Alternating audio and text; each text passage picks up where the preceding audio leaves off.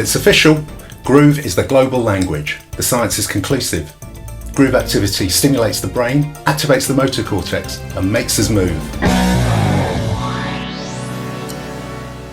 This article in the Washington Post confirms that from as young as 3 months, we have an involuntary urge to move to the rhythm when we hear the beat. I'll link to the article in the description box.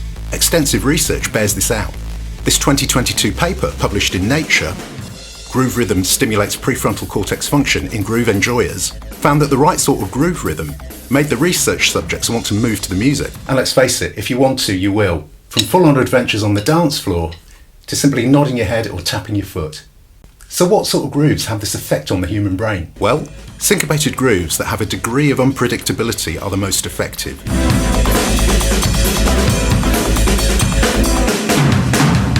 If you checked out my last video on 16th note syncopation, you'll have seen how rhythmic displacement has this effect. I'll link to it at the end of this video. So is it just a case of syncopating everything and going crazy with the offbeats to get people moving? Well, hold your horses.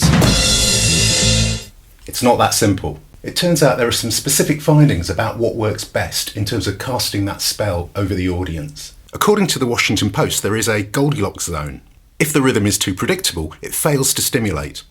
Too complex, and our brains can't discern what's happening, and we disengage. The sweet spot is a groove with just enough unpredictability and an optimum tempo. The research suggests between 107 and 126 beats per minute. And we engage with it by physically moving. Our brain's pleasure centres light up as dopamine is released. So the science of groove really is a thing. Remember this next time you're playing a show and you really want to connect with the crowd. Playing something in the Goldilocks zone is sure to hit the sweet spot and light up the dance floor. Like this.